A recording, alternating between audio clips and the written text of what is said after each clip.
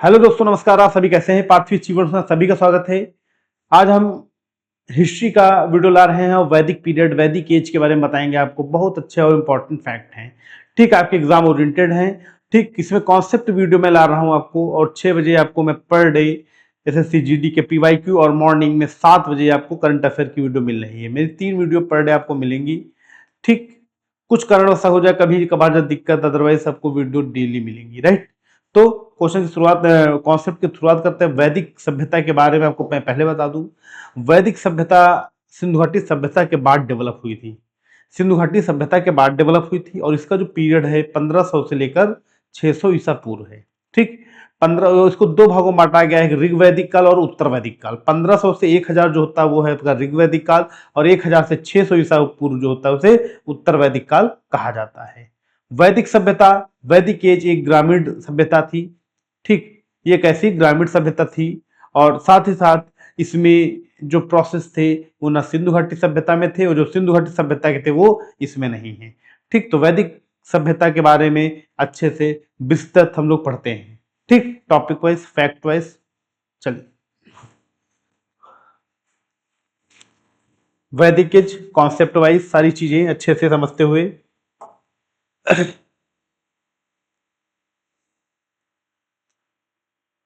वैदिक सभ्यता, वैदिक पीरियड जो आर्यों द्वारा विकसित हुई थी। किसके द्वारा विकसित हुई है?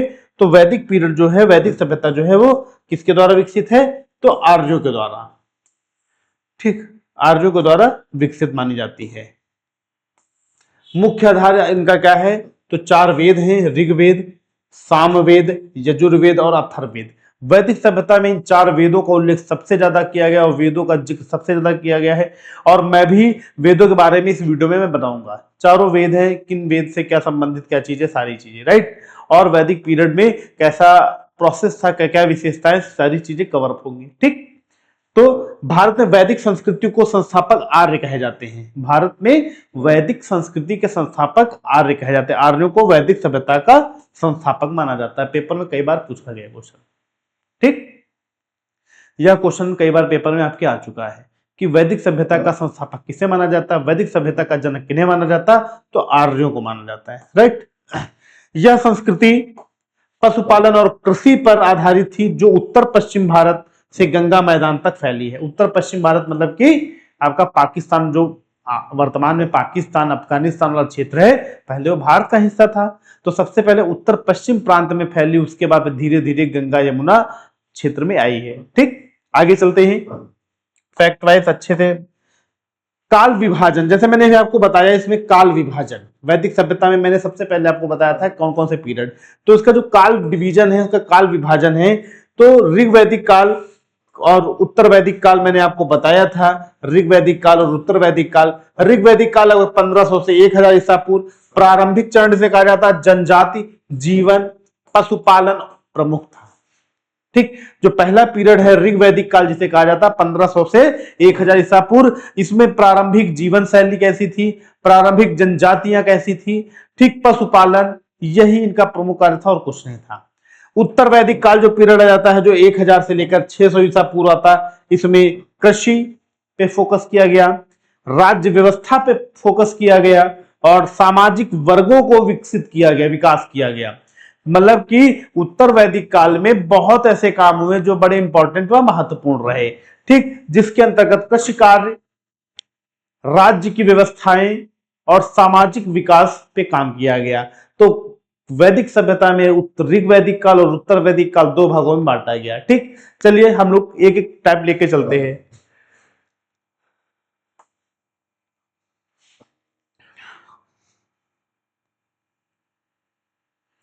वैदिक सभ्यता में प्रमुख ग्रंथ क्या थे? तो ऋग्वेद थे सबसे प्राचीन, और देवताओं की स्तुतियां इसमें हैं।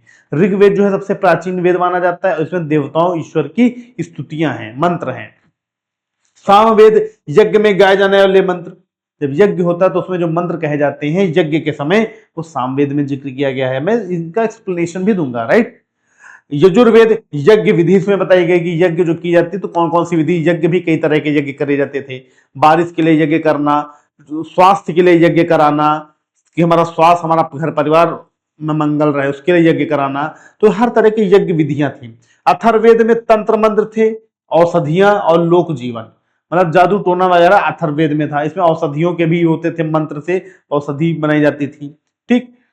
राजनीतिक व्यवस्था क्या थी अगर कहें वैदिक पीरियड में, तो राजा जन का प्रमुख होता था और निरंकुश नहीं होता था, निरंकुश शासक नहीं होता था, जन का प्रमुख होता था। जन मतलब लोगों का प्रमुख, लोगों का प्रमुख होता था। लोग मतलब जन, जन को लोग आज कहते हैं इतने लोग हैं, 100 लोग हैं, 10,000 लोग हैं, 10 लाख लोग हैं, तो एक जन कहते हैं 10 लाख जन हैं, 10 लाख लोग 10 लाख जन हैं। ठीक। सभा और समिति दो तरह की संस्थाएं थी।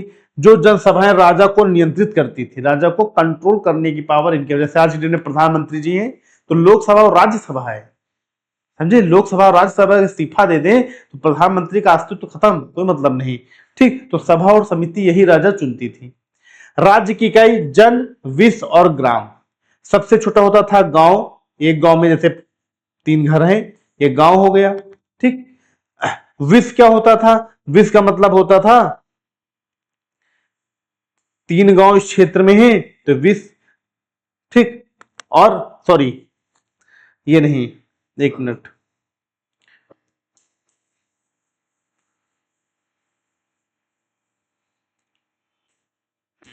सबसे पहले होता है जन। जन मतलब एक व्यक्ति, एक व्यक्ति। इसके व्यक्ति में परिवार में एक घर में 5 लोग हैं तो एक परिवार, परिवार मतलब विश्व होता था। और ग्राम में होता था कई परिवार रहते हैं, तो कई परिवार रहते तो उन्हें ग्राम कहा जाता। ठीक। ये सब था जन, विश्व और ग्राम। ठीक। आगे चलते हैं।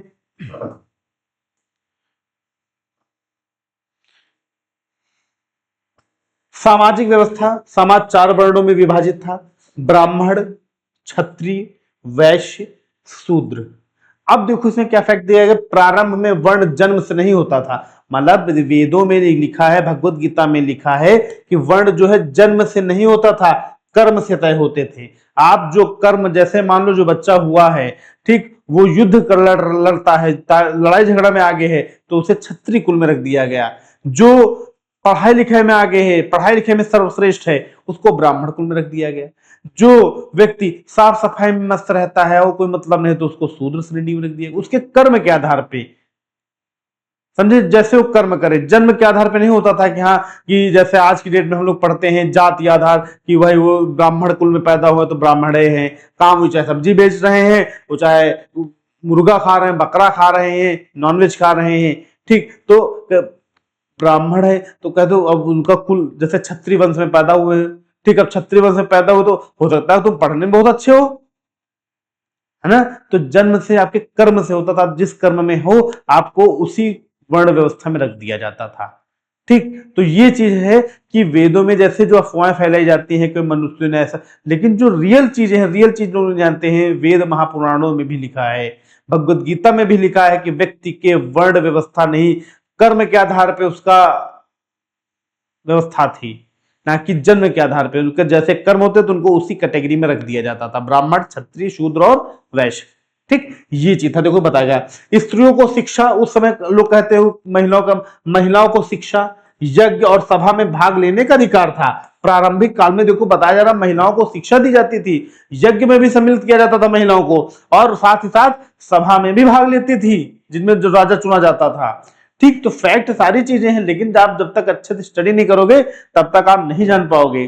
ठीक। आर्थिक जीवन कैसा था, तो मुख्य व्यवसाय पशुपालन और बाद में कृषि। पहले पशुपालन था, फिर बाद में कृषि हो गया। ठीक। गाय धन का प्रतीक थी, गाय जो थी धन का प्रतीक थी, इसे अधन्या कहा जाता था। क्या कहा जाता था, अधन्या कहा जाता था। ठीक। उस समय जिनके पास गाय होती थी वो अमीर आदमी माना जाता था, अधन्या कहा जाता था। ठीक। गाय पूजनीय थी, गाय माता पूजनीय थी। ठीक।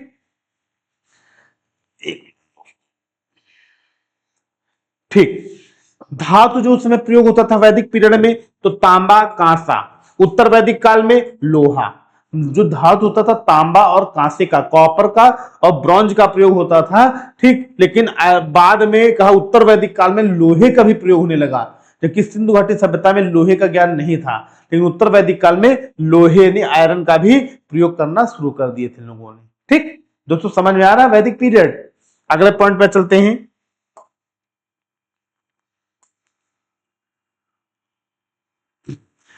धर्म और देवता, ये प्रकृति की पूजा करते थे। प्रकृति मतलब जो नेचर, नेचर मीन्स मिट्टी, धरती माता जो अन्न हमें दे रही है, नदियां जो जल ला रही है जिनसे हमारा प्यास बुझ रही है, भोजन जो पृथ्वी दे रही है, वायुदेव हवा चल रही है, पेड़ पौधे उनको पूजते थे, जो प्रकृति से संबंधित थे उनकी पूजा करते थे। ठीक, और साथ ही साथ यज्ञ भी करते थे। ठीक, तो प्रकृति पूजा करते थे। मूर्ति पूजा जो थी, जैसे मूर्ति पूजा जो है ये चीजें नहीं थी, मूर्ति पूजा के कोई भी साक्ष्य नहीं मिले। ठीक, प्रमुख देवता कौन से थे इस पीरियड में, वैदिक पीरियड में? तो इंद्र, वर्षा और युद्ध के देवता कहे जाते थे इंद्र जी को। अग्नि, यज्ञ देवता, यज्ञ हो रहा है, अग्नि कैसे अपने मन से, तो अग्नि भी एक देवता के फॉर्म में होता था, अग्नि देव। वरुण, जल और नैतिक व्यवस्था, वरुण मतलब वरुण देव, जल और नैतिक व्यवस्था, कि जल कहां से आ रहा है, कैसे आ रहा है, इतना वो नहीं होता, लेकिन ये लोग अपने मानसिक मजबूत थे और जानकारी इनको अच्छी थी। जल की जो शक्ति, बिना जल की कुछ हो ही नहीं सकता है ना। और यज्ञ एवं धार्मिक जीवन का मुख्य अंग इनका जो मुख्य अंग था यज्ञ। यज्ञ बहुत होता था, किसी पर्पस कुछ वो यज्ञ जरूर सुनते थे लोग, यज्ञ जरूर कराते थे, प्रमुख अंग था। ठीक, अगर इनके भौगोलिक स्थिति देखा जाए, भूगोल क्या है, तो आर्यों का प्रारंभिक क्षेत्र सप्त सिंध क्षेत्र माना जाता है, और उसका प्रमुख नदी सरस्वती नदी मानी जाती है। यह पेपर में बहुत बार पूछा गया है कि वैदिक सभ्यता में जो प्रमुख नदी थी, सबसे बेहतर नदी थी या सबसे पवित्र नदी थी, तो सरस्वती नदी को माना जाता था। वैदिक सभ्यता में सरस्वती नदी सर्वोपरि मानी जाती थी, पवित्र मानी जाती थी, माता मानी जाती थी, शुद्ध माना जाता था। ठीक, तो सरस्वती नदी का जिक्र सबसे ज्यादा हुआ वैदिक पीरियड में। राइट, आगे चलते हैं।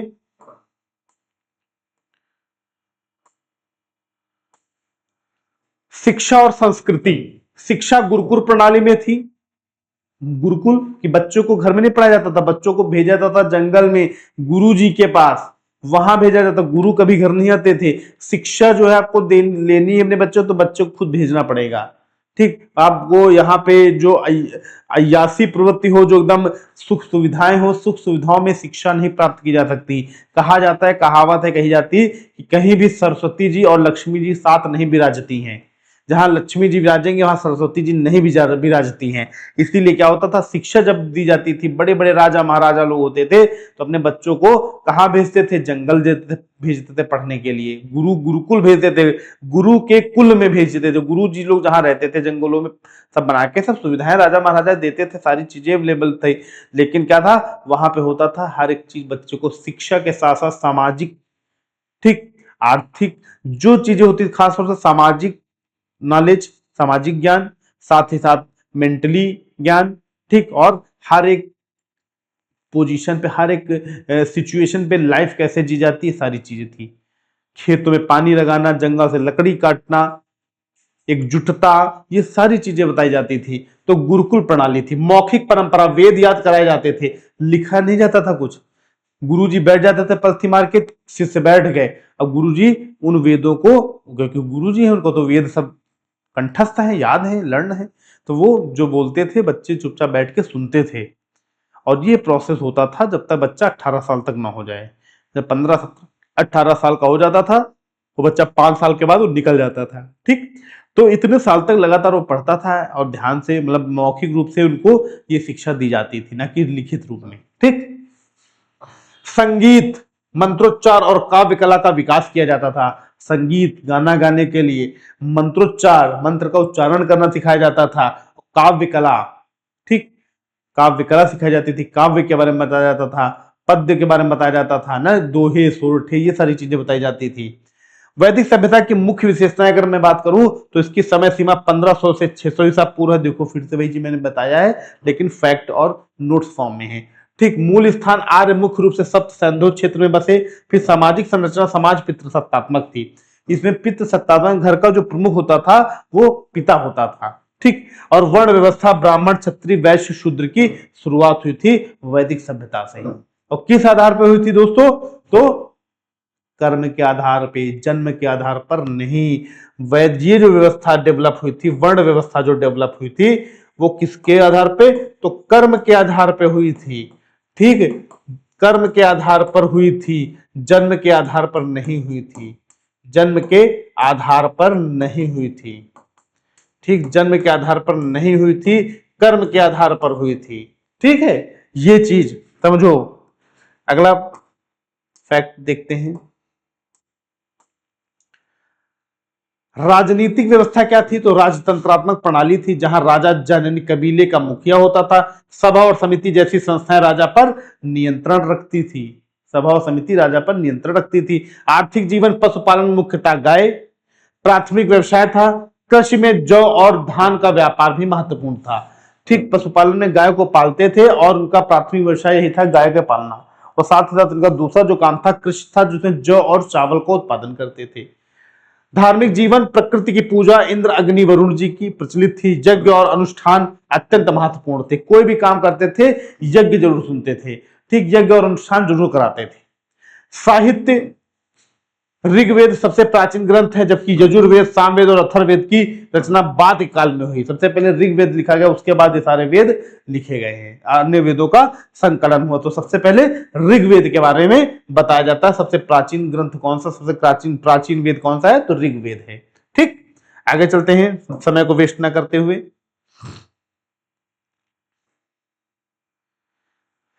अब देखो, वेद के बारे में मैंने बताया, तो ऋग्वेद की शुरुआत करते हैं। सबसे पहले ऋग्वेद आता है।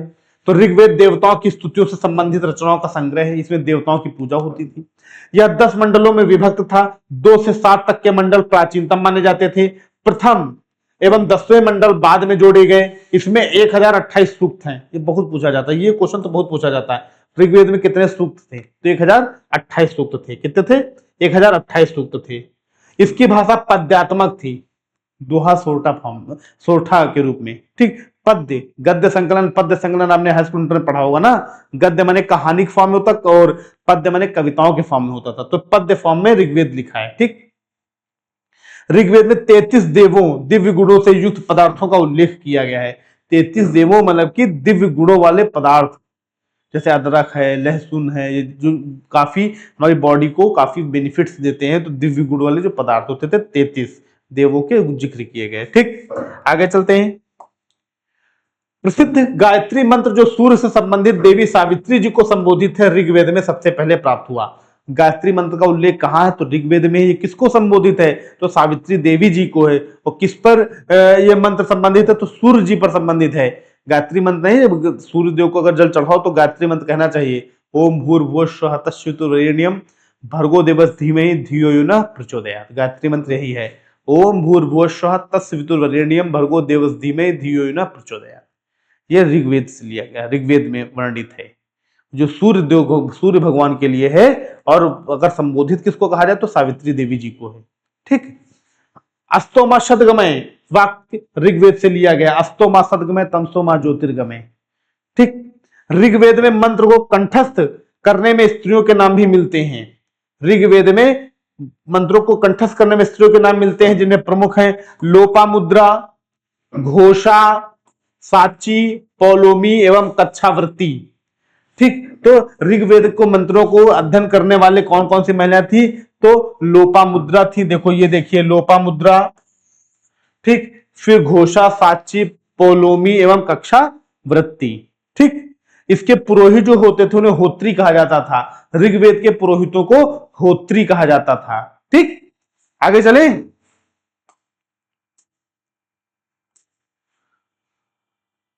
यजुर्वेद, यजु का अर्थ होता है यज्ञ। यजुर्वेद, यजु का मतलब होता है यज्ञ।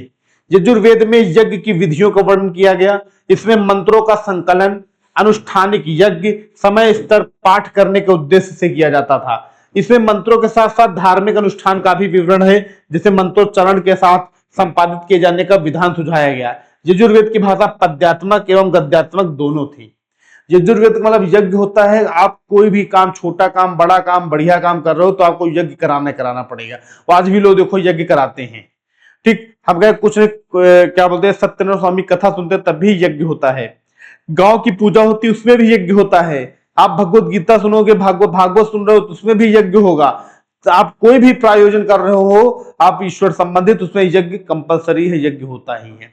तो जैसे हर तरह उसमें यज्ञ होता है तो उसमें मंत्रोच्चारण होता है। ऐसा तो नहीं है कि ऐसे होता है कि आहुति लिए मैंने डाल दी, मंत्र पढ़े जाते हैं, मंत्रोच्चारण होता था। और सामवेद की यजुर्वेद की खास बात क्या थी, ये गद्य और पद्य दोनों में संकलित है। मतलब कहानी फॉर्म में लिखा और पद देने की कविताओं फॉर्म में भी इसको लिखा गया है। ठीक, तो हर छोटे बड़े अनुष्ठान जो होते थे वो यज्ञ करा के ही किए जाते थे।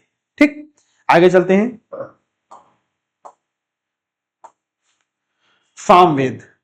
सामवेद की रचना ऋग्वेद में दिए गए मंत्रों को गाने योग्य बनाने हेतु की गई। सामवेद जो बनाया गया, ऋग्वेद में जो पद फॉर्म में ना, तो वो गा के कहा जाए, नहीं लोगों को जैसे बताना तो लोगों को गा के कहा जाए। ठीक, कोई भी चीज पढ़ानी, कोई चीज बतानी हो तो किस फॉर्म में, संगीत के फॉर्म में बताया जाए, जिससे लोगों को और जल्दी से कंठस्थ याद हो। ठीक है, अच्छे से याद हो। ठीक, इसमें 1810 छंद हैं, जिनमें 75 को छोड़कर शेष सभी ऋग्वेद में उल्लेखित हैं। 1810 छंद, क्वेश्चन आ जाए कि सामवेद में कितने छंद हैं, तो 75 है जो ऋग्वेद में नहीं है, नहीं तो कुल तो 1810 छंद हैं। ठीक, उसके अलावा सामवेद को भारत की प्रथम संगीतात्मक पुस्तक होने का गौरव प्राप्त है। भारत की पहली संगीतात्मक पुस्तक कौन सी है, तो सामवेद की पुस्तक है, प्रथम संगीतात्मक पुस्तक। ठीक, आगे चलते हैं। अथर्ववेद, इसमें प्राक ऐतिहासिक युग की मूलभूत मान्यताओं परंपराओं का चित्रण है। अथर्ववेद में जो स्टोन एज का घटना घटी उसके मामले, उसके बारे में यहां इसमें बताया गया है। अथर्ववेद 20 अध्यायों में संगठित है। इसमें 731 सूक्त और 6000 के लगभग मंत्र हैं। इसमें रोग तथा उसके निवारण के साधन के रूप में जानकारी दी जाती। कोई समस्या दिक्कत है, जैसे आज के दिन में हम बीमार होते तो डॉक्टर को दिखाते हैं, एमबीबीएस डॉक्टर, एमडी जो होते हैं उनको दिखाते हैं। तो उस समय जो होता था, तो अथर्ववेद में कोई भी बीमारी समस्या है तो उसकी औषधि, उसका निवारण उसमें लिखा जाता था, कोई भी रोग। अथर्ववेद की दो शाखाएं थी, शौनक और पिप्लाद। शौनक और पिप्लाद दो शाखाएं थी। इन्हें अनार्यों की कृति माना जाता है, इसे अनार्यों की कृति माना जाता है। ठीक, आगे चलते हैं। उपनिषद। उपनिषद प्राचीनतम दार्शनिक विचारों का संग्रह है। जो उस समय के दार्शनिक होते थे, एजुकेटेड लोग होते थे, उनके विचार जो है उनको संगठित किया गया उपनिषद। इन ग्रंथों में बिंबिसार के पूर्व भारत की अवस्था जानी जा सकती है। जब बिंबिसार शासक ने थे उसके पहले की जो अवस्था है, उस समय की अवस्था इसमें जिक्र किया गया है। कुल उपनिषद जो है 108 है। पेपर में कई बार पूछा गया कि उपनिषदों की संख्या कितनी है, 100, 102, 108, 110, इस तरह। तो कुल 108 उपनिषद हैं। कितने, 108 उपनिषद हैं। ठीक, सत्यमेव जयते मुंडको उपनिषद से लिया गया, यह भी पेपर में कई बार पूछा गया है। सत्यमेव जयते कहां से लिया गया है, तो उपनिषद दिए रहते, नाम दिए रहते, तो मुंडको उपनिषद से सत्यमेव जयते लिया गया है। ठीक, मैत्रायणी उपनिषद में त्रिमूर्ति और चतुराश्रम सिद्धांत का उल्लेख है। मैत्रायणी उपनिषद में त्रिमूर्ति और चतुराश्रम सिद्धांत का उल्लेख किया गया है। ठीक, आगे चलते हैं। वैदिक सभ्यता में वेदांग। वेदांग का शाब्दिक अर्थ होता है वेदों के अंग। वेदांग का शाब्दिक अर्थ है वेदों का अंग। तथापि इस साहित्य के पौरुषेय होने का कारण श्रुति साहित्य से पृथक ही गिना जाता है। ठीक, पौरुषेय होने के कारण इसे श्रुति साहित्य से अलग गिना जाता है। वेदांग को स्मृति भी कहा जाता है। वेदांग जो तो स्मृति भी कहा जाता है, कहते हैं मनुस्मृति। तो इसे स्मृति भी कहा जाता है क्योंकि यह मनुष्यों की कृति मानी जाती है। जो हम लोगों की मनुष्यों की कृति है, इसलिए स्मृति कहा जाता है। वेदांग जो थे वो कुल 6 थे। शिक्षा, स्वर ज्ञान, कल्प, धार्मिक रीति एवं पद्धति। निरुक्त जो वेदांग है, शब्द व्युत्पत्ति शास्त्र, जिसमें नए नए शब्द बनते हैं। व्याकरण मतलब व्याकरण, छंद मतलब छंद शास्त्र, ज्योतिष मतलब खगोल विज्ञान। तो ये 6 तरह के वेदांग उस समय थे। पेपर पूछे वेदांग कितने प्रकार के होते हैं, 4, 6, 8, 10, तो आपको बताना है। तो 6 प्रकार के वेदांग होते हैं। ठीक, आगे चलते हैं दोस्तों।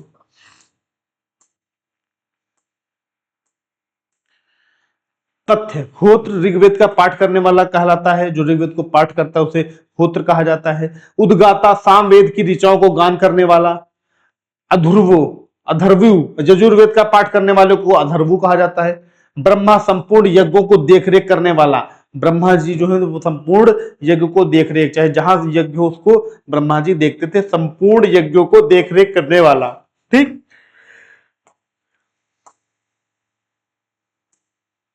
तो दोस्तों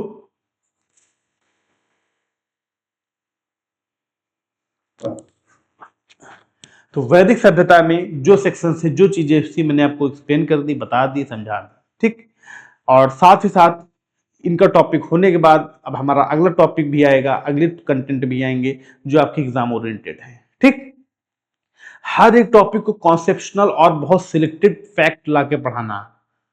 बहुत में एक्सप्लेनेशन आईएएस पीसीएस नहीं आपको बनना है, आपको एग्जाम क्वालिफाई करना है। उसके लिए हम उतनी चीजें पढ़ें, उतने कंटेंट पढ़ें, उतने कॉन्सेप्ट पढ़ें, उतने तथ्य पढ़ें, उतनी चीजें पढ़ें जो हमारे लिए जरूरी है, कंपलसरी। हमको गधा नहीं बनना है कि हम जितना मन हो लाद सब कुछ पढ़ना। हमें एक स्मार्ट स्टडी करना है, स्मार्ट वे में पढ़ना है कि हमें उतनी चीजें पढ़ें जो हमारे एग्जाम ओरिएंटेड हो, हमारे परीक्षा संबंधित हो, वो हमें जरूरी है। सबसे पहले हमें कंटेंट को अच्छे से कॉन्सेप्शनल पढ़ लेना, अच्छे समझ लेना है। उसके बाद हम आगे हम एमसीक्यू लगवाएंगे, एमसीक्यू पढ़ाएंगे, पीवाईक्यू पढ़ाएंगे। पहला पीरियड मैंने आपको स्टोन एज पढ़ाया, उसके मैंने पीवाईक्यू करा दिए। मैंने सिंधु घाटी सभ्यता पढ़ाई, उसके मैंने पीवाईक्यू कराए। ठीक, लेकिन अब हम थोड़ा कॉन्सेप्ट पे ज्यादा फोकस करें, कॉन्सेप्ट लगातार डालेंगे, पीवाईक्यू को थोड़ा ब्रेक करेंगे। पीवाईक्यू आपको संडे को मिलेंगी। ठीक, वो कौन सी पीवाईक्यू रहेंगे वो हमारे ऊपर है। मैं आपको पहले एक दिन पहले बता दूंगा कि हाँ इस चीज का पीवाईक्यू आएगा। ठीक, तो दोस्तों वैदिक सभ्यता को खत्म करते हुए आज क्लास, मेरी क्लास अल्टरनेट है। मैंने आपको बता दिया कि मेरी क्लास अल्टरनेट रहेंगी। अल्टरनेट का मतलब होता है Monday, Tuesday, Wednesday, Thursday, Friday. ठीक, ट्यूसडे, थर्सडे, सैटरडे, दिस। इस दिन हमारी आएगी ज्योग्राफी, इंडियन ज्योग्राफी, जियोग्राफी। इस दिन आएगी हिस्ट्री और हिस्ट्री। ठीक, ये देखिए मतलब कि सोमवार को हमारी ज्योग्राफी आएगी, बुधवार को हमारी ज्योग्राफी आएगी और शुक्रवार को हमारी ज्योग्राफी आएगी। मंगलवार को हमारी हिस्ट्री आएगी, बृहस्पतिवार को हमारी हिस्ट्री आएगी और शनिवार को हमारी हिस्ट्री की वीडियो आएगी। ठीक, इंक्लूडेड एक हमारी करंट अफेयर की आपको रोज वीडियो मिलती है। करंट अफेयर की मैं रोज वीडियो डालता हूं और करंट अफेयर को जो वीडियो मिलती है पर डे 7 AM पे आपको मैं देता हूं। और साथ में एक वीडियो हमारी एमसीक्यू की रहती है जो एसएससी जीडी एंड यूपीएसआई के लिए रहती है, जो हर रोज 6 बजे 6 PM पे आपको प्रोवाइड होती है। तो हमारी 3 वीडियो आपको पर डे मिलेंगी, 3 कॉन्सेप्ट आपको पर डे मैं दूंगा आपके एग्जाम ओरिएंटेड, आपको परीक्षा की दृष्टि से देखते हुए। ठीक, तो दोस्तों आज क्लास हम यही समाप्त करते हैं। नेक्स्ट क्लास आपसे फिर मिलते हैं। ओके, थैंक यू, धन्यवाद। मौज करते रहो, रिवीजन करते रहो, पढ़ते रहो, मजा आ जाएगा। बस हमारा सहयोग करते रहिए, हमसे जुड़े रहिए। ओके दोस्तों, थैंक यू, धन्यवाद, नमस्कार, जय हिंद, जय भारत।